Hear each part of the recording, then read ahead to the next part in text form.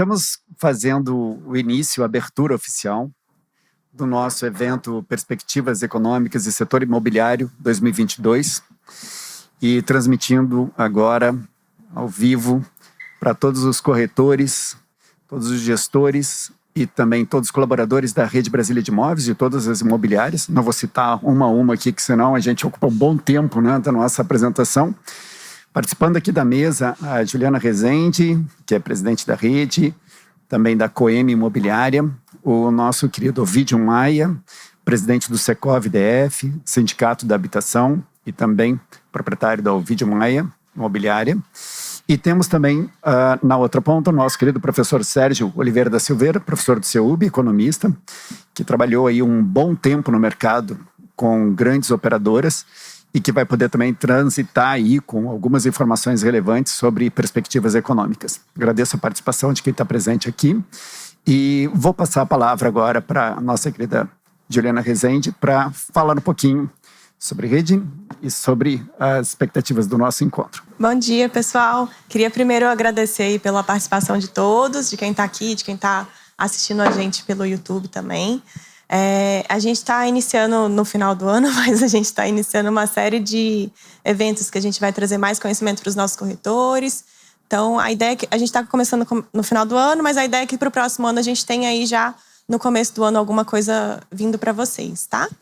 E foram 2 anos bastante atípicos, a gente quase não se encontrou, a gente se esbarrou às vezes visitando um imóvel ou outro, né? Não conseguimos fazer eventos que a gente pudesse confraternizar ou trocar conhecimento, mas a gente espera que no próximo ano a gente consiga fazer isso e que vocês possam estar presentes com a gente, tá bom? Acho que volta a palavra para você agora, né, Mauro? Ok. Agradeço quem estiver assistindo e quem não puder assistir, também vamos deixar isso depois no canal da Rede Brasília de Imóveis, no YouTube. E vamos também transitar algumas pérolas que saem daqui, algumas coisas interessantes, relevantes, no Instagram, no Reels, que a gente vai publicar futuramente. Queria passar agora só para a gente fazer agora uma conexão, efetivamente, com o assunto principal, que é a economia, e também fazendo aqui um breve relato de como é que está a situação. Professor Sérgio Oliveira, para a gente ter primeiro apanhado e depois a gente vai trocando aqui impressões, né, na sequência também do setor imobiliário, com o nosso querido Ovidio Maia. Sérgio, por favor. Ok, então, bom dia a todos. Meu objetivo aqui é mais falar em termos da economia brasileira como um todo, tá? Porque o setor de imóveis em Brasília tem uma característica mais particular, mais específica, tá? Nós não podemos comparar com outros locais do país. Bom, em termos de economia, então, o que nós temos para o ano que vem? Então, nós estamos passando uma fase complicada, o mundo todo, com esse problema da pandemia, e nós estamos com um problema grave que é a inflação, olhando para a política monetária. Então, o Brasil, ele evoluiu muito nos últimos 40 anos, muito. Tá? Então, a partir do real, então, evoluiu demais, e a partir de 99, mais ainda, no trato da inflação, a partir do regime de metas de inflação. Então, nós estamos desde meados de 99 com esse regime de metas e tivemos 5 cartas. 5 momentos em que o regime de metas não foi atingido. Então, o regime de metas, o Conselho Monetário estipula o centro da meta e dá um gap para mais e para menos. Então, vamos supor que o centro da meta seja 4. E que o gap seja de 2 para mais, 2 para menos. Não é o que acontece hoje. Então, se o centro é 4, a inflação não pode passar de 6. Se passar de 6, o Banco Central tem que dar uma carta. O presidente do Banco Central tem que dar uma carta para o presidente do Conselho Monetário, explicando por quê. E se é 4 e o limite é 2, para menos, 2 para mais, para menos é 2. Se baixar de 2, tem que dar a carta também. Então, para o Banco Central, é negócio dar carta se for no limite inferior. Então, nós tivemos até agora 5 cartas. Esse ano vai ser a 6ª. Então, das 5, 4 foi porque passou. Então, 2002, 2001, 2 e 3. Foi uma sequência. E depois 2015. Então, foram 4 cartas em que o Banco Central se sentiu humilhado, porque não conseguiu cumprir o limite máximo da meta, o superior. E 2017 foi a carta bacana do Banco Central, porque foi a carta em que o limite mínimo era 3 e a inflação foi 2,95. Então o presidente do Banco Central era o Ilan, e conseguiu dar a carta, foi uma honra para o Banco Central, e entregou a economia no final de 2018, 31 de dezembro, com Selic a 6,5%. E com inflação em torno de 4%. Tá? 3 e alguma coisa, isso aí. O atual governo pegou, o atual presidente do Banco Central, que agora é independente, entre aspas, ele não pode ser demitido pelo presidente da República. Então esqueçam isso.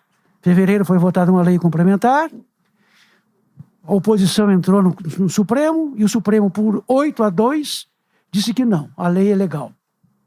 Então, o Bolsonaro não pode demitir o presidente do Banco Central. Só que o presidente do Banco Central, atualmente, ele pegou, tem que deixar bem claro isso, ele pegou uma situação muito confortável. Tá? O outro fez um trabalho fantástico, o Ilan. E agora ele vai ter que dar a carta esse ano, porque a inflação esse ano vai ser em torno de 10,20, e o limite é 5,25. Então ele vai dar a carta esse ano. Já é complicado, mas tudo bem. Pandemia, tudo bem. O problema é que do jeito que a inflação está, talvez ele tenha que dar uma outra carta o ano que vem. E isto ficou bem claro quarta-feira agora. Na quarta-feira, né, o Banco Central se reuniu, na terça e na quarta, eles tomaram a decisão de aumentar os juros em mais 1,5%, e na próxima reunião, no dia 2 de fevereiro, 1º e 2, mais 1,5%.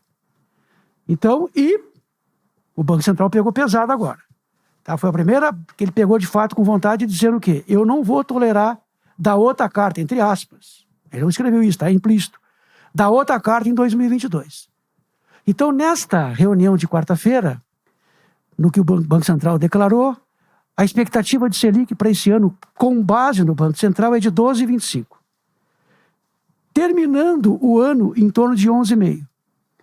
E baixando a Selic para 8 no final de 2023. Então nós vamos ter aí 2 anos com Selic alta.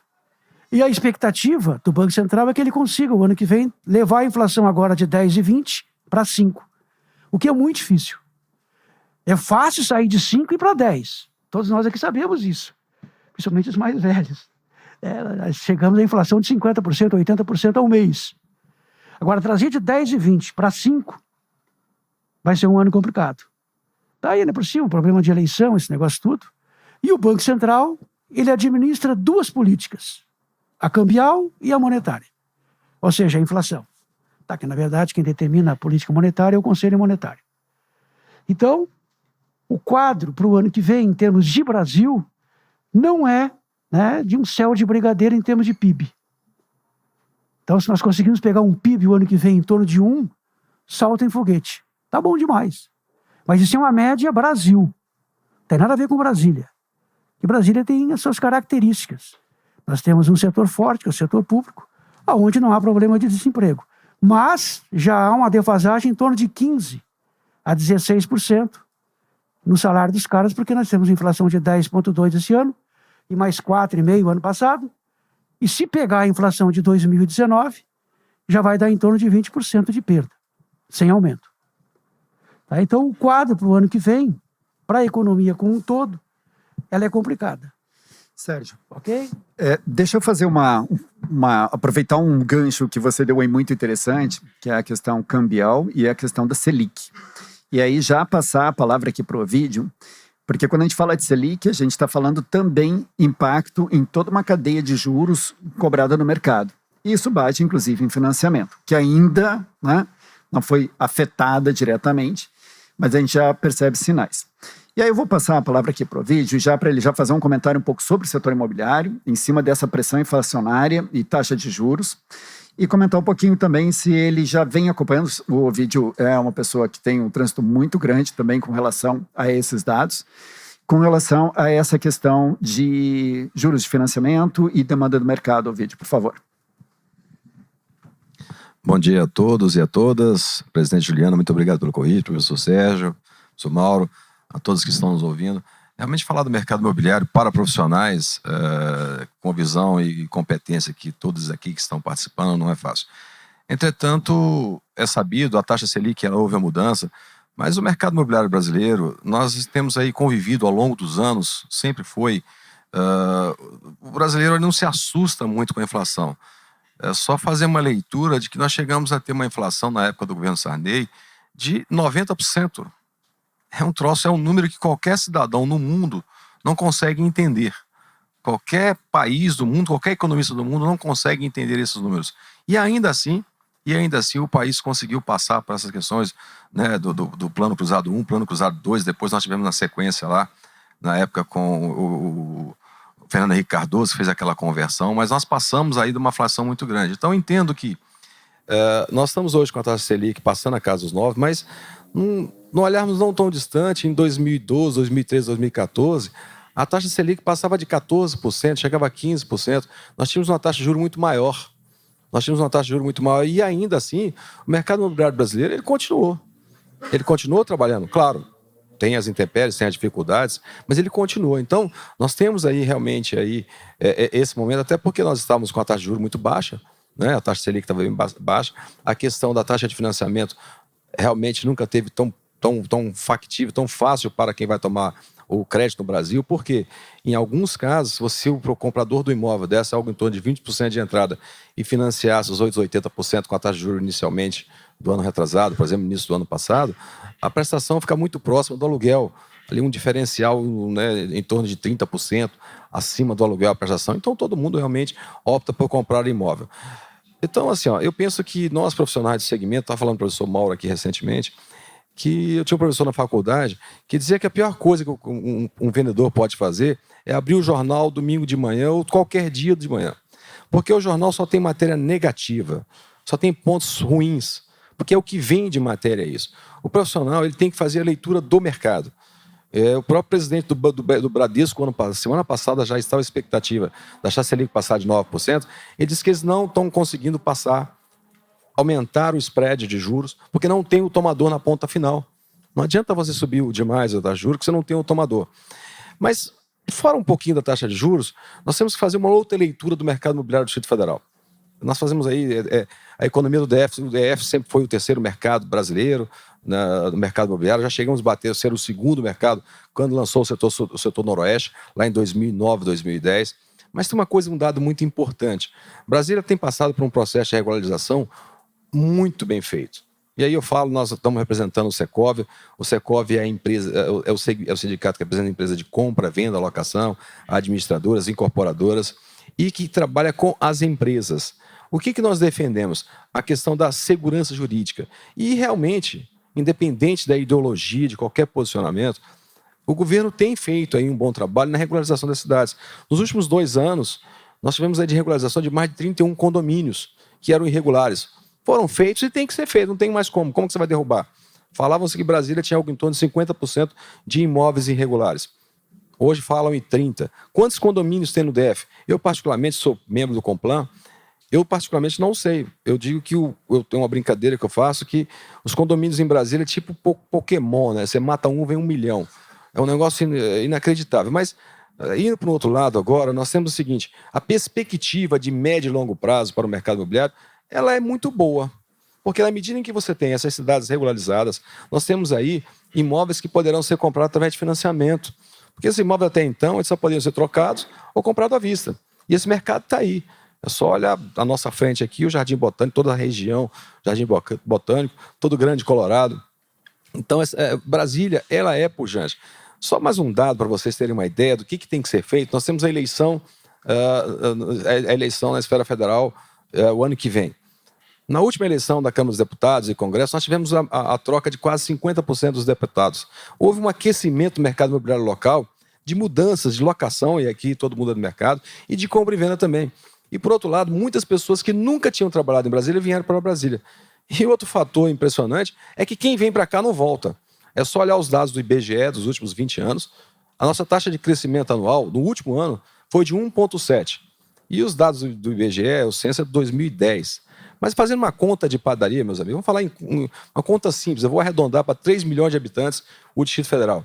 Eu vou esquecer a taxa de 1,7%, vamos botar uma taxa de crescimento de 1,5% ao ano, ok? Nós estamos falando de 45 mil pessoas sendo adensadas ao Distrito Federal por ano.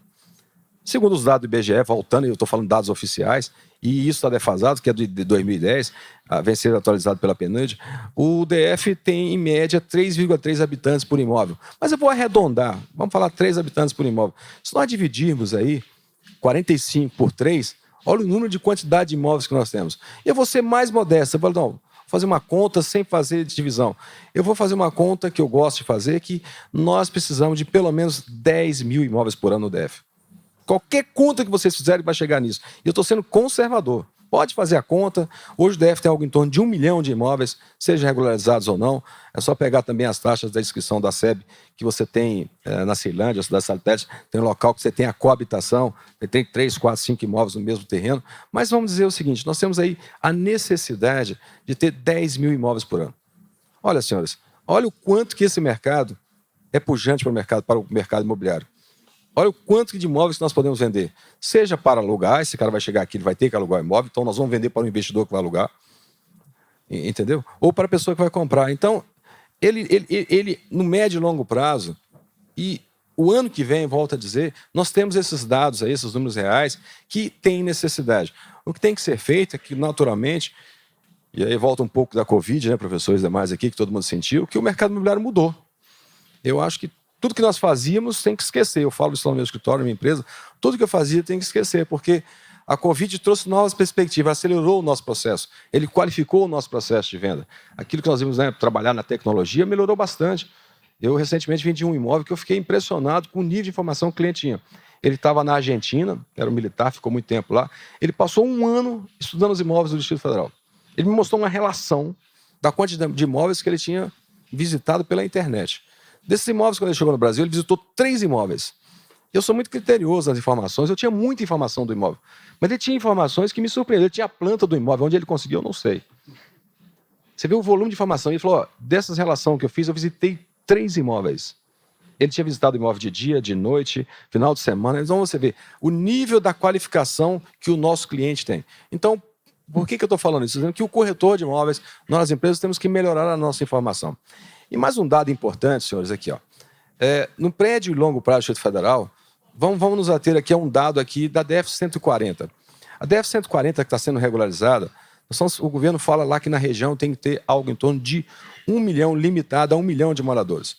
Se você dividir por 3,3, nós estamos falando algo em torno de 350 mil moradias.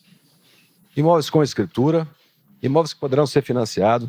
Olha só, faça a conta rapidinho aí de quanto que nós podemos ganhar. Corretor de imóveis 5%, é a qualificação, a profissionalização que tem que ser feita. É só os dados também do Secov do mês passado, nós já passamos de 19 bilhões de venda esse ano. Nós vendemos 2 bilhões de reais em outubro. E nós estamos falando de guia de TBI, que são imóveis que têm escritura, hein? Não estamos falando do mercado irregular, não. Se nós fizermos outra conta aqui simplista e botarmos 20% acima disso aí, nós já passamos da casa em torno de 24 bilhões de faturamento esse ano. Então, se nós colocarmos todo o crescimento e o faturamento, computando esses imóveis que são feitos com contrato de gaveta, eu não tenho dúvida que nós vamos bater algo em torno de 30 bilhões no ano.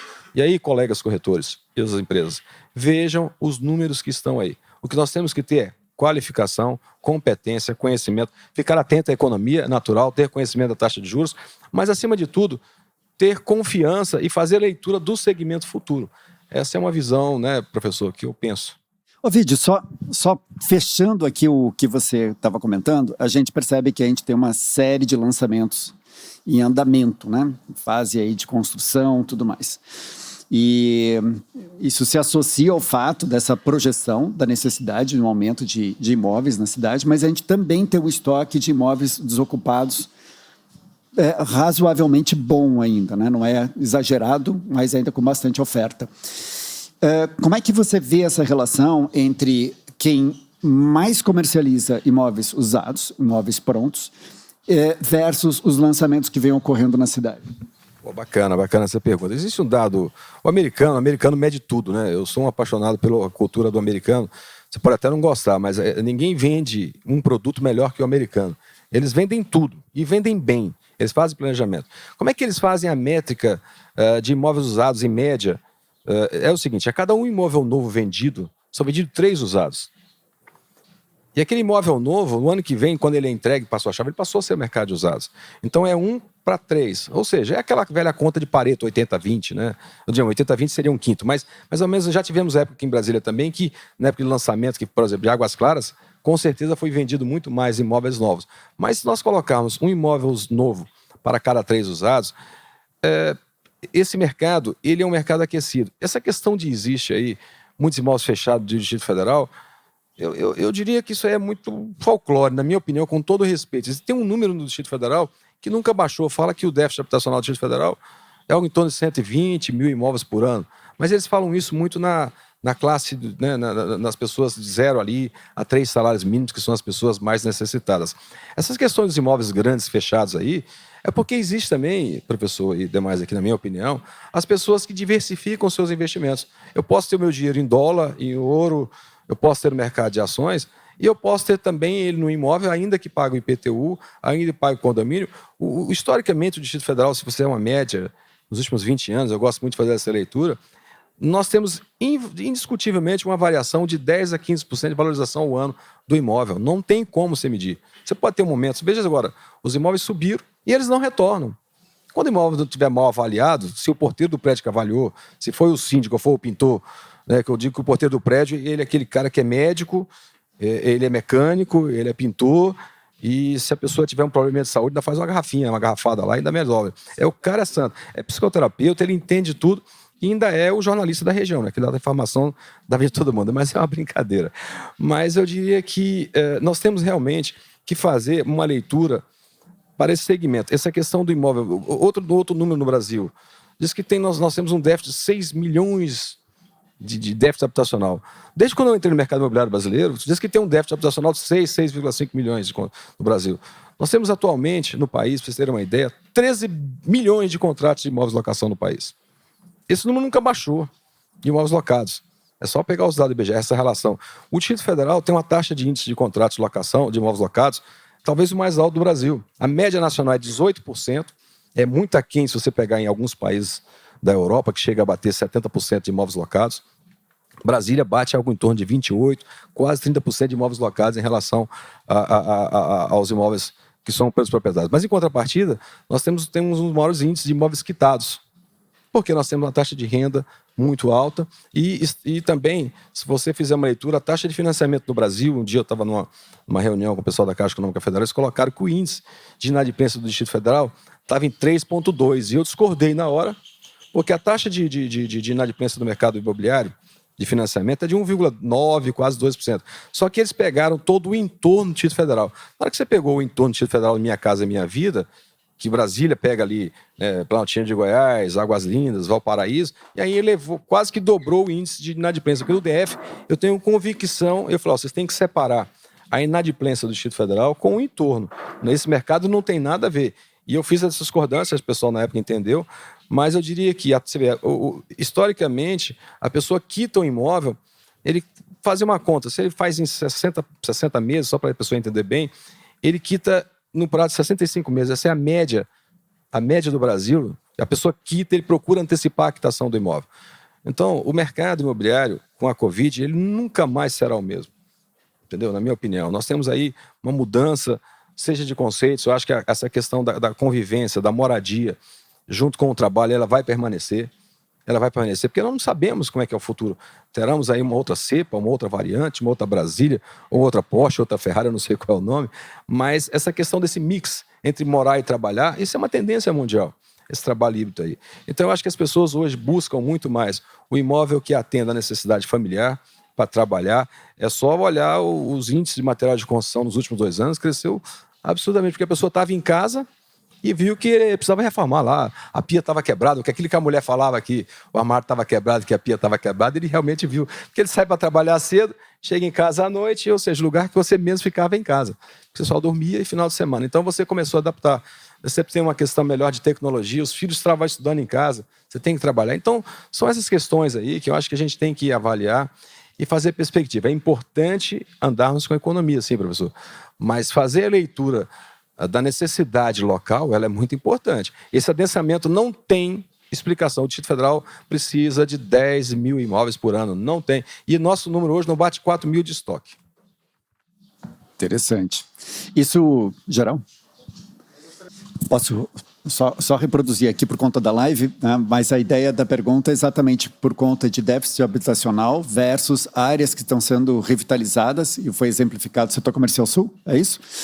Que existe até um projeto de colocar residencial lá dentro, e a pergunta está exatamente pautada nisso, quer dizer, por meio desse artifício, ou desse plano, dessa estratégia, se a gente consegue fazer essa redução. Fecha com a pergunta? Fechou? Assim, o setor comercial sul, eu trabalho lá desde 1987.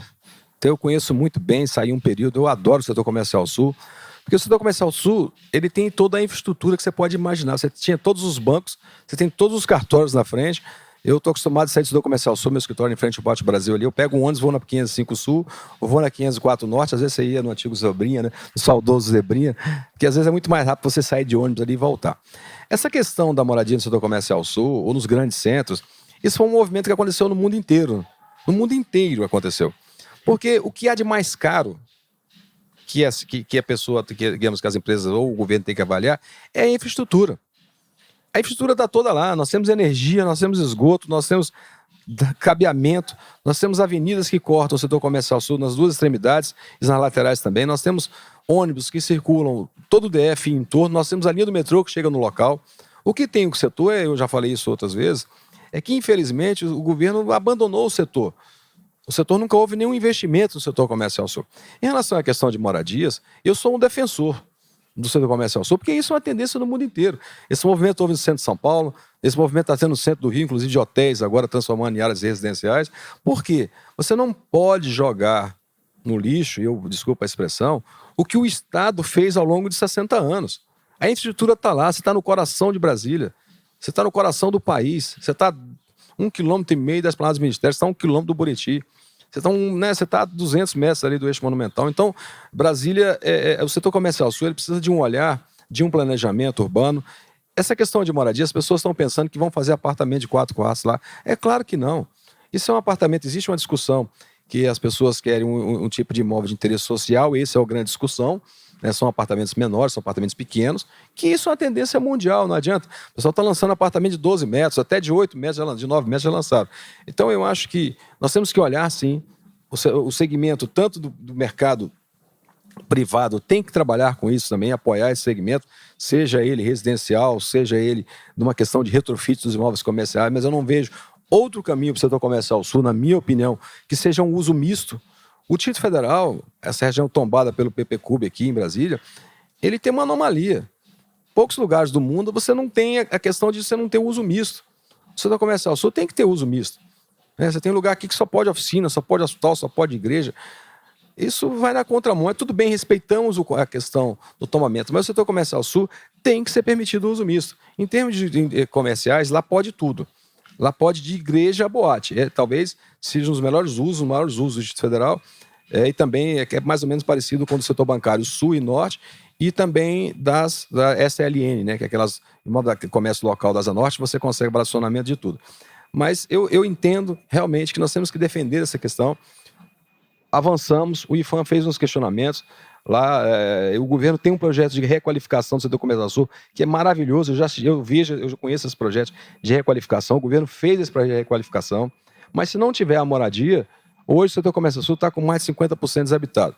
Por outro lado, é importante nós observarmos, se você vê onde está o Banco Safra, por exemplo, ali, foi um prédio feito um retrofit, ele está com 100% ocupado.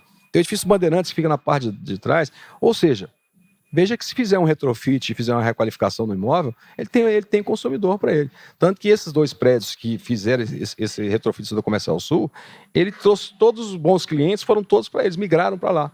Entendeu? Então, também existe essa questão dos proprietários, e aí eu faço uma extensão também para os imóveis residenciais, de que você tem que investir no seu imóvel, você tem que você tem que fazer manutenção preventiva, você tem que fazer sempre uma revisão, um retrofit do imóvel. Não adianta você só oferir, pensar que eu vou ter recursos tendo aluguel e não fazer a manutenção preventiva no imóvel ou deixar por conta do inquilino. Então, porque historicamente, a vida útil de um bem, de um patrimônio imobiliário bem utilizado, segundo as normas técnicas, é de 50 anos. Então veja aí, e nós temos esse problema, inclusive nos imóveis residenciais, que muitos proprietários não fazem manutenção nos imóveis, e aí você pega um mais novo e ele é alugado muito mais rápido, porque o prédio não tem manutenção. Então, a moradia, na minha opinião, eu sou um defensor ferrenho disso, defendo essa bandeira do uso misto no setor comercial sul. E a moradia será para imóveis pequenos. Por exemplo, quantas pessoas que trabalham no Sara Kubitschek, por exemplo, no Hospital de Brasília, no Hospital de Base, que o nome é outro hoje, que inclusive moram fora de Brasília, que trabalham 12 tem médicos que trabalham, moram fora daqui e vêm aqui, trabalham 24 horas, 36 horas. Essas pessoas precisam dormir, se está do lado, você vai a pé. Esse é o público que eu acho. Porque quanto kit estúdios tem no DF e no Túnez, as pessoas querem morar no centro. Então eu acho que realmente o Estado tem que observar isso aí, tem que apoiar, e eu sou um defensor ferrenho dessa posição, e eu acho que nós, corretores de imóveis, também tínhamos que defender, porque que adianta você ter 50% de imóvel vazio, seja para escritório, seja para moradia. Ok. Bom, tem uma participação aqui de um dos nossos inscritos que eu acho que bate muito na capacidade do professor Sérgio responder, mas eu acho que é uma pergunta que não tem resposta, mesmo assim eu vou colocar porque foi feito, que ele coloca exatamente a questão de inflação alta, elevada, mais juros elevado, e em 2022 a economia pode voltar a ser aquecida? Por isso que eu achei que essa não tem resposta, mas vamos lá. Eu concordo com a maior parte do que o colega aqui falou. Tá? De fato, o Brasil é diferente do resto do Brasil. E, de fato, as opções, por exemplo, de as pessoas morarem no setor comercial, isso aí é algo que eu acredito também que seja irreversível. Outro detalhe importante, antes de responder a pergunta do Mauro, com relação à parte do setor imobiliário, é que se você olhar 15, 10 anos para trás, você não tinha a quantidade de banco que tem hoje financiando a parte imobiliária. É impressionante. Tá? Antes, basicamente, era a Caixa Econômica e papapá ali. Hoje você tem uma atuação forte do Bradesco, Santander, Itaú e outros bancos também estão surgindo, né? E a taxa de juros, de fato, né? Agora nós estamos numa situação atípica. Essa inflação que está aí, vocês têm que ter em mente o seguinte, ela é atípica. E ela não é só no Brasil. O grosso dessa inflação que está aí não é de demanda. O grosso da inflação que está aí é de oferta, de choque de oferta. Então as fábricas de automóveis param 3, 4 meses porque não tem lá a porta. Bom, então nós temos aí uma série de situações na economia em que falta insumo. Além disso, nós temos, né, o nosso setor do agronegócio explodindo em função do câmbio e em função do preço lá fora. Na China, principalmente, grande consumidor. Então, a nossa economia está passando por um momento, por um processo, na parte de inflação, bastante atípica. Só que nós temos um histórico de inflação terrível. O Brasil ficou 40 anos ou 45 anos para dominar a inflação. Ela começa ali em 1950, 50 e poucos, e só vai ser combatida em 1994, quando chega o real. Então nós somos um país que ficamos 40 anos se divertindo com a inflação. Somos um país que ficamos 100 anos se divertindo em quebrar, em termos de balanço de pagamentos. Só em 2005 que descobriram que tinha que ter reserva alta. E aí, a partir de 2006, o Brasil se tornou o quarto, na pior das hipóteses, o 8º país com mais reservas no mundo. Então, o Brasil hoje é um país que deve 650 bilhões de dólares, mais 200 é de multinacionais emprestando para as empresas aqui dentro. Você não conta, não é empréstimo. E 100 é cara lá de fora aplicando aqui no Brasil em reais. E o Brasil tem uma reserva de 350. Então, o que o Brasil deve, ele tem de reserva. Nunca teve isso. Então, nós somos um país que não temos problema externo, não temos problema monetário, que a inflação atual ela é atípica. E como ele falou, chegou em 14,25 lá em 2015, 2016 a Selic, e agora, na pior das hipóteses, vai em 12,25. Só que o Banco Central está sendo muito pressionado em função do trabalho excelente que foi feito antes, lá no governo Temer. Então, vamos ter o ano que vem, evidentemente, um juro alto, mas, prestem bem atenção, esse negócio de previsão em economia é muito complicado.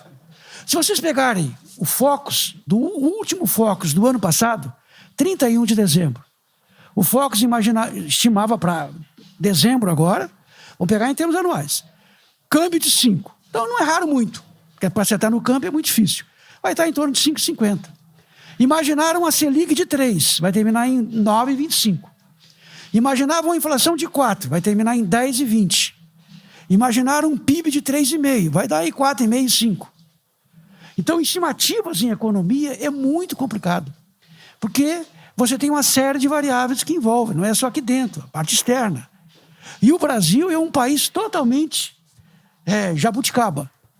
É um país emergente, né, para não dizer subdesenvolvido, vamos usar o termo emergente, mas é um emergente que, por exemplo, é muito mais liberal que uma quantidade grande de países desenvolvidos em termos de movimento de capitais. É uma coisa absurda. Então, é uma coisa impressionante, que é um ponto forte. Mas, por outro lado, é um país ruim de comércio. É um país que exporta pouco e que importa pouco. Então, ele tem essas características. Então, quando você fala da economia brasileira, como dizem muitos economistas, o Brasil não é para amador. Nunca foi. Então, o que o colega falou aqui, com relação ao setor imobiliário, é verdade, vocês têm que ser otimistas. Tem que ser otimista, ainda mais em Brasília. É claro que há uma defasagem aí em termos de salário, porque não houve aumento do setor público, talvez não haja ano que vem, bem em função desse problema aí do teto, né, que já foi rompido. Mas seja como for, eu não acredito que vamos ter PIB negativo ano que vem. Tá? Mas também não vai ser algo, né, muito alto. Por quê? Porque o Banco Central não tem outro caminho. Ele vai ter que dar uma paulada. Em que pese, ele percebeu por um bom tempo que a inflação que está aí não é a inflação de antes. Nós hoje não estamos com a inflação de 2015, por exemplo, lá da Dilma. Nós não estamos com a inflação lá de 2002, de 2001, que é em função da falta de energia. Nós estamos naquela inflação lá da década de 80, década lá de 70. A inflação hoje ela tem um componente muito grande em função da pandemia. Falta muito insumo. Então, para o ano que vem, o Fox está imaginando uma inflação de 5. Terminar em 5. O Banco Central em 4,70. Mas o mesmo Fox que imaginou a inflação em torno de 4 para esse ano, a inflação vai bater em 10. Então nós temos que tomar cuidado em relação a isso, né? E nesse sentido, em termos de economia como um todo. Além disso, está se batendo um porrete demais no atual governo na parte fiscal. Vocês sabem que o ano que vem, os títulos do Tesouro que vão vencer o ano que vem é em torno de 1 trilhão e 300. Vocês sabem quanto que o Tesouro tem no caixa hoje? 1 trilhão 350. Eu não sei que o Guedes não abre a boca, não fala nada, né? Ele fica xingando todo mundo, mas ele não fala das coisas boas. O Tesouro tem um colchão de liquidez para o ano que vem. Ele tem no caixa dele agora o suficiente para renegociar toda a dívida do ano que vence o ano que vem. Agosto, setembro e outubro foram os 3 melhores meses dos últimos anos, em termos de resultado fiscal. E eles não falam nada. Quer dizer, alguma coisa ele deve ter, claro, de guardar na manga para o ano que vem, certamente. Mas o quadro, se você olhar em termos de fiscal, teve esse problema aí de romper o teto, por causa dos precatórios, que não vai pagar, que é calote. Mas a situação não é essa calamidade que nós estamos ouvindo. Então, 1 trilhão e 300 nunca teve, o Tesouro nunca teve um dinheiro desse. Teve em 2018, que dava lá para uns 8 meses, quando o Temer entregou. Dava para bancar uns 8 meses de títulos que renovavam. Então, essa calamidade toda que se faz para o ano que vem, a gente tem que ter um pé atrás, e eu sou obrigado, mesmo sendo economista, sendo pessimista, a concordar com o colega. Quer dizer, não precisamos ser tão pessimistas assim. É claro que há uma defasagem de renda. Tá? Essa inflação desse ano, do ano passado e de se pegar anterior, já dá uma inflação aí na casa dos 20, sem aumento. Mas não se esqueça que em 2016 tiveram um aumento alto lá no setor público, que deu uma corrigida boa. Tá? Então, respondendo a tua pergunta, né, em termos de PIB, eu não sou tão pessimista de vai ter PIB negativo ano que vem. Okay? Agora tem um outro detalhe, né? As mudanças que a pandemia está fazendo. Então a pandemia ela antecipou em 10 anos, no meu entendimento. O que ia acontecer daqui a 10 anos, ela antecipou. Um desses negócios é as pessoas trabalharem em casa, um uso maior da tecnologia, né? Então um avanço enorme. O mundo hoje é outro. O nosso mundo hoje é outro, totalmente diferente. Então, o que você mais vê hoje em dia é startup. Criação de empresas para fazer uma série de outros negócios. E, no setor de vocês, ele foi muito claro. Vocês terão que se modernizar. Onde é que você viu o cara estar na Argentina e conhecer todos os imóveis daqui? Acha que o cara foi espião? Não. Ele conseguiu mesmo, é natural, é normal. Então, nós vamos ter que ter uma mudança muito grande nesse segmento, em termos de expertise por parte dos corretores, né, nesse sentido. Eu não sei se respondi a tua pergunta, Mauro. Não, muito bom, muito bom. Eu diria até que respondeu mais do que eu esperava. Ô, Vítor, agora acho que é para você essa daqui, viu? Também um inscrito colocou aqui uma questão, que é exatamente como é que fica a expectativa do mercado num ano de eleições. A gente já passou por esse mercado, já passou por eleições diversas vezes, né? Até algumas muito tensas, né? E essa é uma pergunta que foi feita, eu acho que merece um comentário sobre isso. Primeiramente, falar aqui com o professor, que ele deu um dado muito importante. Veja o seguinte, a questão dos bancos que estão, só voltando um pouquinho, dos bancos que estão financiando, a quantidade de bancos que estão financiando imóveis no Brasil hoje. E sabe por que tem muitos bancos financiando imóveis no Brasil hoje? Uma coisa chamada, uma lei que foi criada, chamada patrimônio de afetação lá atrás, que é a questão da alienação fiduciária. À época, a Caixa Econômica Federal, ela financiava 100% dos imóveis do Brasil. No momento em que teve o problema da Encol, criou-se uma legislação diferente, criou-se a alienação fiduciária, nós participamos desse processo.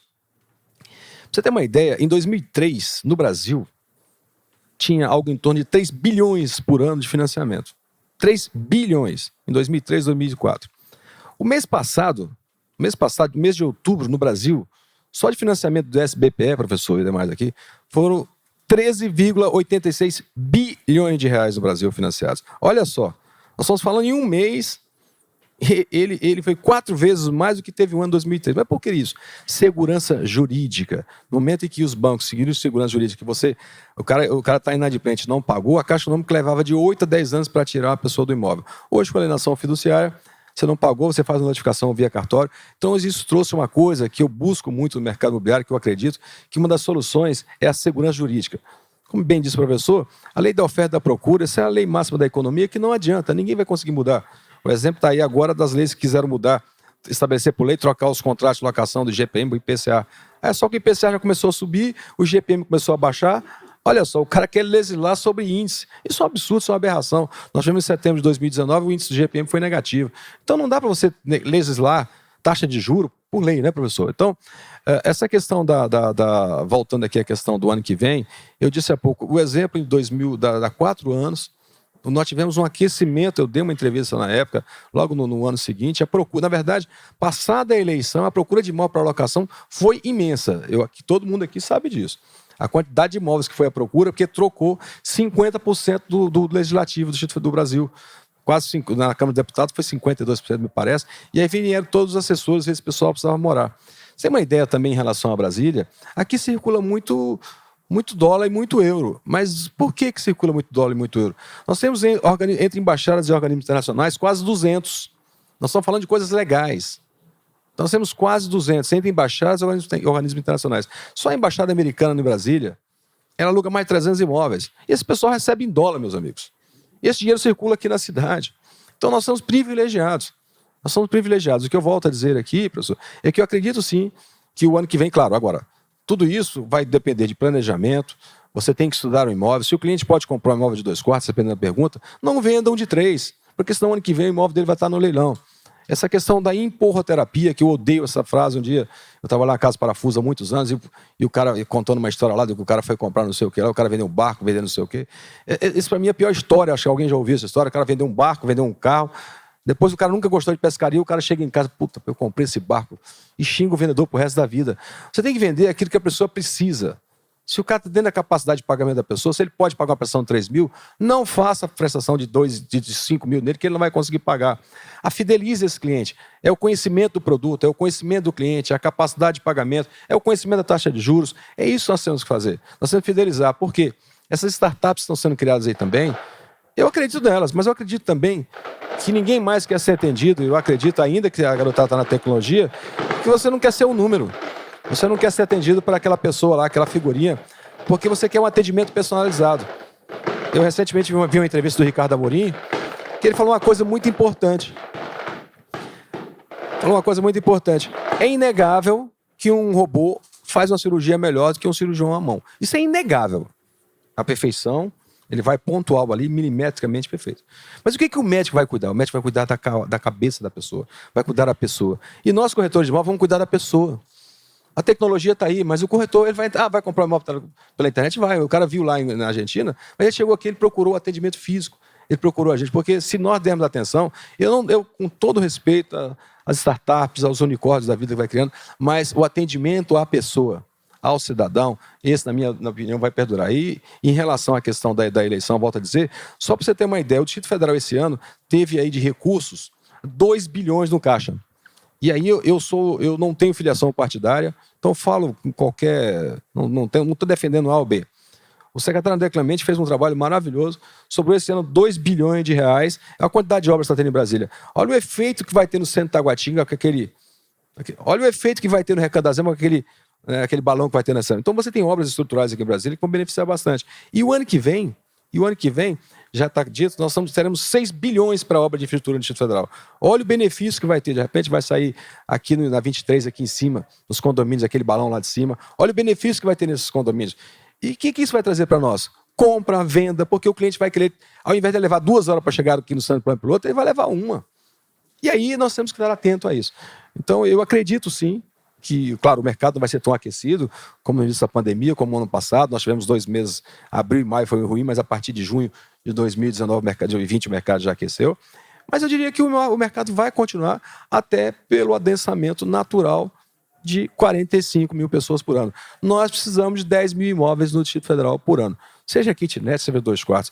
E, mais um dado importante, no mundo inteiro, a área do mercado de luxo não parou. Você não tem carro de luxo para vender, você não tem jatinho para entregar, você não tem helicóptero para comprar, você não tem caminhonete para comprar. A caminhonete leva 6 meses para comprar hoje. Não tem. Está faltando equipamento? Sim. Você não tem. O mercado de luxo no mundo inteiro não parou. Lançaram recentemente lá no Arpoador, lá em São Paulo, lá no Rio de Janeiro, lançaram um prédio lá, foi vendido. Tem um prédio que foi lançado a mais de 100 mil reais o metro quadrado. É mais ou menos como o Cabo Ferralado, eu tenho na minha cabeça, que o metro quadrado do Cabo Ferralado no Leblon é em torno de 20 mil dólares, 25 mil dólares o metro quadrado, né? É mais ou menos isso aí. Eu sempre tive esse número. Eu sempre gostei de dolarizar. Toda vez que eu faço alguma coisa, eu boto o dólar na cabeça que eu não esqueço. Então, eu acredito que nós temos agora planejamento, educação financeira, né, segurança, conhecimento do produto e especialização. O corretor de imóveis que estiver pensando de botar um anúncio no jornal, botar uma faixa, com todo respeito, esse aí, infelizmente, vai ficar pelo caminho. Essa é a minha opinião. E nós temos, sim, eu acredito que a eleição ela vai mudar, sim, porque vai ter investimento em todo o Brasil. É hora o governo vai ter que abrir as torneiras e vai ter que botar dinheiro na cidade. E botar dinheiro na cidade, o dinheiro circula. Circulou o dinheiro no comércio, o cara vai comprar imóvel. O brasileiro gosta de imóvel, o brasileiro gosta de escritura. Isso é claro. É diferente do judeu, porque ele tem uma outra questão, porque ele né, na época dos nazistas, tomaram a terra dele, tomaram tudo deles. Então ele bota aquilo que ele pode carregar. Eles são donos dos bancos, são donos de todo mundo. Porque ele bota aquele diamante no bolso e vai embora. Porque tomaram todos eles na guerra. É outra história. Mas pode ver, já os árabes adoram o patrimônio imobiliário. E essa cultura veio para o brasileiro também. Essa é a minha opinião. Muito bom, muito bom. A gente está indo aqui para nosso quase encerramento, e aí para a gente fazer agora uma abordagem mais pragmática com relação a essa questão da economia, eu vou pedir para o professor Sérgio. Professor Sérgio, a gente já está no finalzinho aqui da nossa live, e aí eu queria que você fizesse assim, um resumo. Então, as suas últimas palavras foram muito esclarecedoras, mas um resumo do ponto de vista de consumo, que está periférico ao setor imobiliário, talvez na relação de emprego, talvez na relação de melhoria econômica, em que pese ano de eleições. A gente sabe que é um ano complicado, mas acho que a gente tem uma preocupação que circunda essa questão do setor imobiliário, que é emprego, né? Geração de renda para o caixa, o orçamento doméstico. Então, suas últimas palavras sobre isso. Bom, com relação ao emprego, com um todo, né? Então, nós tivemos uma queda grande do emprego em função da pandemia no passado, mas esse problema já vinha de antes. Em função da crise de 2014, começou em final de 2014, avançou muito em 2015 e 2016. E aí nós não conseguimos resolver esse problema. 2017 e 2018 o crescimento foi muito baixo, 2019 também. Então, a queda do ano passado praticamente matou o que se ganhou em 2017, 2018 e 2019. Esse ano compensa o ano que vem. O ano passado, desculpe. Então, vamos botar assim. Então, nós estamos ainda com aqueles 3 crescimentos de 17, 18 e 19, que não compensaram o que nós perdemos em 2015 e 2016. Então, o quadro de desemprego é muito alto no Brasil como um todo. No setor imobiliário, especificamente em Brasília, o que eu acredito que vai ter que acontecer, né, é essa mudança que o Ovidio comentou aqui o tempo todo, inclusive, em termos de qualificação, em termos de educação financeira, em termos de entender, né, a capacidade de pagamento do comprador. Isso é fundamental. Essa mudança que houve aí na nossa lei, que os bancos podem tomar o imóvel com 90 dias, isso aí mudou muito e tornou os bancos, né, com mais disposição para esse mercado, que é um mercado, quem compra um imóvel, o imóvel principal, para a maior parte das pessoas, não são todas, mas a maioria, o imóvel é o patrimônio mais caro, o mais importante. Então, o cara vai ter lá 20, 25, 30 anos para pagar. Então, entender a capacidade de pagamento do comprador é muito importante. E, como o Ovidio falou, essa parte que trata da lei, que mudou bastante em função, principalmente da Incol, você comentou esse assunto, né?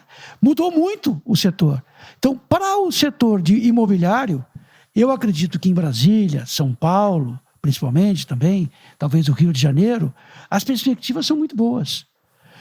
Em que pese a economia como um todo ainda continuar derrapando. Mas existem coisas que ninguém está falando. Esse negócio, por exemplo, que eu falei aqui do Tesouro. O Ovidio falou agora que acho que é só Brasília que tem 2 bilhões em caixa. 6 bilhões. Você acha que é só Brasília? A maior parte dos estados conseguiu ganhar muito em cima do preço do combustível, que é a principal fonte de receita da maior parte dos estados é o combustível. Gasolina aí, diesel. Então, a maior parte deles estão sentados em cima do dinheiro. Por isso é que essa expectativa de PIB negativo ano que vem, eu não acredito. Tá? Eu não acredito. Agora, com relação ao emprego como um todo, as pessoas vão ter que se reinventar. Então, todos nós vamos ter que se reinventar. Nós, professores, eu e o caso do Mauro, todos nós vamos ter que se reinventar. Porque a pandemia antecipou 10 anos em tudo. Então nós vamos ter, por exemplo, no caso nosso específico, vamos ter uma turma de pessoas que não vão mais querer ir para o presencial. Mas, em compensação, nós vamos ter uma enxurrada de gente agora, assim que a economia voltar ao normal, voltando para o presencial. Porque o ser humano não nasceu para viver isolado. O ser humano, se você fizer uma festa agora aqui em cima, lota. Porque o ser humano não nasceu para isso. E a solidão é uma desgraça, é uma tragédia. Né? No mundo todo, isso é no mundo todo, isso é geral. Então eu não acredito, por exemplo, que vai acabar, por exemplo, faculdades presencial. Pelo contrário. As pessoas estão com uma vontade enorme de voltar para sair. Mas você tem uma quantidade de pessoas também que vão preferir ficar em casa porque descobriram um novo produto. Uma nova maneira de você aprender. Ficando em casa e estudando, aquelas pessoas mais estudiosas. Então, no setor de imóveis, tudo que o Ovidio falou, eu acho que vocês deveriam gravar e correr atrás. Por quê? Porque daqui para frente você vai ter, em função da comunicação, da tecnologia da informação, esse cara da Argentina, esse militar, não é isolado. Não é isolado. Isso é geral. E as pessoas cada vez mais vão ter esse tipo de informação. Então vai ser exigido do corretor, né, um nível de qualificação muito grande. E aí vem a chamada educação financeira, que deveriam prestar muita atenção. Não vou fazer propaganda, nunca fui funcionário público, fique bem claro isso, que o Banco Central já vem há um bom tempo trabalhando a educação financeira. Que se acompanharem, vocês vão cair de costa. A importância da educação financeira. E eles estão investindo pesado. A mudança que houve para o ensino médio, né, que vai ter agora a parte de disciplinas de finanças, né, não chama de disciplina, mas matérias lá de finanças, é muito importante. Então, se um recado que eu posso dar para vocês, em termos de corretores, vocês não fiquem parados. Tá? E hoje em dia não há mais dificuldade para nada. Apertou ali, já sai. Entra no Banco Central, vai lá, pede lá educação financeira, você vai cair de costa. A quantidade de informação e a quantidade e a oportunidade que você tem de aprender. E ele vai te mostrar onde você pode continuar pesquisando. Vocês são muito importantes para isso. Porque vocês vendem aquilo que é o mais pesado no patrimônio de uma pessoa, de uma família, que é o imóvel. Vendeu errado é ruim para os dois lados. Pega mal. Quer dizer, então a qualificação é muito importante. Obrigado, professor Sérgio. Ovidio, vamos para as considerações finais? Palavra assim do tipo... Nossa visão otimista para 2022. Olha, primeiramente, agradecer ao professor Sérgio, que ouviram falar, eu não conhecia. Muito obrigado aí, as suas considerações. E ouvir um economista falar com uma forma assim, com um linguajar que todo mundo entende, é fantástico. Viu? Você até, né, transmitir aí com muita tranquilidade, com muita segurança as pessoas. O que eu tenho a dizer é o seguinte, eu acho que nós temos duas coisas muito importantes para o Distrito Federal e para o Brasil. O PIB brasileiro, o mercado imobiliário brasileiro representa menos de 10% do PIB nacional. É baixíssimo se você comparado em qualquer lugar do mundo. Aí, quando o Brasil é a 8ª, a 9ª, a 10ª economia do mundo. Gente, nós temos 210 milhões de pessoas nesse país aqui. É um país respeitado do mundo inteiro. É um país que, né, professor, que está chegando aí a quase 230 milhões de toneladas de grãos aí, deve fechar esse ano. Né? Nós somos o maior produtor de gado, o maior produtor de suíno, de aves. Entendeu? Então nós temos realmente profissionais altamente qualificados. O brasileiro é muito inteligente, é muito competente, independente. Aqui não é para amadores, aqui é para brasileiro mesmo. O gringo vem para cá e ele realmente se dá mão. Então eu quero dizer, se você fizer uma analogia, essa questão do PIB nacional em relação à questão do mercado imobiliário brasileiro, ele é muito baixo. Isso demonstra o crescimento que nós temos. E eu gostaria de deixar aqui também, né, que chegasse aí aos ouvidos do governo, do pessoal que está trabalhando no PEDOT, nós temos uma chance no Brasil de reduzir a grilagem do Brasília. Definitivamente, eu não digo definitivamente que você nunca acaba com os problemas, mas nós temos uma chance de resolver grande parte da grilagem do Brasil, das pessoas que mais sofrem nesse país, principalmente em Brasília, que são as pessoas, a indústria da grilagem. Nós precisamos da segurança jurídica, nós temos que, não, tem alguns poucos grileiros aí que vivem da necessidade do ser humano. A pessoa vai lá, compra um lote por 30 mil, por 50, é só ver a questão do pôr do sol e sol nascente. Veja lá o crescimento daquela cidade. O governo teve que investir 200 milhões de reais da Caixa Econômica Federal. Veja o problema que tem Vicente Pires. O problema de Vicente Pires não tem solução a curto prazo, a não ser com muito investimento, porque a cidade não tem planejamento. Ali vai alagar. O governo tem que fazer muito dinheiro. É você consertar um avião no ar. Porque ele não tem planejamento urbanístico. Do outro lado da cidade, o planejamento urbanístico. Então, eu diria que a DF 140, se o governo tiver a inteligência de fazer uma flexibilização na taxa de construção lá, ele vai resolver, eu diria, mais de 60% da grilagem do Distrito Federal. Por quê? Você vai poder conseguir vender lote lá, algo em torno de 120 mil reais. Não existe lote de 120 mil reais no Distrito Federal com escritura. E lá vai poder. É só o governo ter essa leitura, porque quem deixou de receber o recurso do Distrito Federal foi o Estado.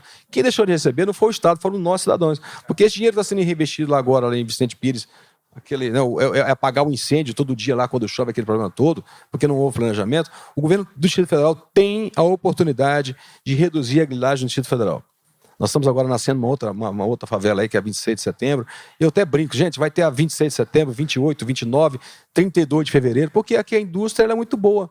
E depois vem e regulariza. Então, se o governo fizer essa flexibilização na DF 140, permitindo uma taxa de ocupação, de ocupantes, digamos, de lotes um pouco maior, você vai conseguir fazer lotes lá, porque lá tem um APP muito grande. Você tem um terreno de X metros lá, você só consegue ocupar 50% da área na média dos estudos, mas você vai conseguir vender lote, vamos dizer assim, no máximo a 150 mil reais. A 150 mil reais, se você fizer financiamento do BRB, eu duvido que aquela pessoa que está comprando um imóvel regular não vai comprar um imóvel regular. Então está na mão do governo aí de poder fazer essa solução. Eu acredito que 2022 será um ano muito bom, otimista. Nós passamos por um momento difícil, a Covid realmente veio para mudar tudo, mas volto a dizer, o conhecimento, a especialização não tem limite. O limite de cada um não tem, porque a única coisa, o único patrimônio que o ser humano, na minha opinião, tem é o conhecimento e a qualificação. Tá bom? Muito obrigado e sucesso para todos aí. Muito bom. Eu sou suspeito de falar da Rede Brasília, eu sou cliente da Rede Brasília, né? Então tenho testemunhas aqui que eu sou cliente da Rede Brasília. E uma das coisas legais é a gente saber exatamente isso, né? Eu acho que o Sérgio comentou, que o Ovidio comentou, atendimento, né? O carinho e atenção com o cliente faz toda a diferença. Para a gente se sentir seguro. Eu agora aqui como comprador e vendedor de imóvel proprietário, né? Então, assim, aquela história do tipo assim, pô, tô tranquilo porque eu sei que tem uma pessoa que está cuidando de mim. E acho que é uma das coisas que a gente tem que privilegiar aqui. E indo para o encerramento, deixando aqui agora a palavra com a nossa presidente, Juliana Rezende, para ela fazer as considerações finais, e até eu coloco essa pergunta, né? Vem crise, vem tudo, mas atendimento ao cliente é fundamental, né, Juliana? Fundamental, pessoal. Como o Ovidio já enfatizou e o professor também enfatizou aqui, gente. O papel do ser humano é fundamental no processo todo, né? Então, eu queria primeiro agradecer o professor e o Ovidio pela participação. Foram super esclarecedoras as informações que a gente recebeu, né? E deu uma visão otimista aí para o que a gente tem visto nos jornais, que são só notícias negativas, né? E agradecer vocês que estão aqui participando com a gente, que estão interessados, estão se qualificando, estão se destacando no mercado. E para todo mundo que está ouvindo a gente também. É super importante a gente continuar se qualificando. É isso que vai fazer da gente um diferencial, isso que vai dar destaque para a gente no mercado. E a gente está começando agora, como a gente falou inicialmente, né, um ciclo de treinamento, de palestras, de conhecimento que a gente quer trazer para vocês, que estão aqui na rede, né? Sempre se aperfeiçoar, sempre melhorar e vamos ser os melhores. Não deixar esse lado do ser humano de fora do processo, tá bom? Muito obrigada, gente. Mauro, obrigada pela apresentação também. Ok, a gente vai passar agora os certificados para a mão da Juliana, passar para os nossos convidados e também encerrando nossa live de perspectivas econômicas e setor imobiliário 2022. Já foram feitos os devidos agradecimentos aos participantes e a gente ficou muito honrado. E vamos colocar no canal do YouTube da Rede Brasília de Imóveis, a live vai subir depois para lá. E atenção, né? Acompanhem e sigam o Instagram da rede, sempre tem novidades, tem coisas interessantes publicadas lá. E também nós vamos fatiar essa live, fatiar com todo bom sentido, né? Aqui as participações e publicar temas interessantes, recortes interessantes aqui da fala de cada um. E agradecemos a todos e encerramos a nossa live aqui. Muito obrigado.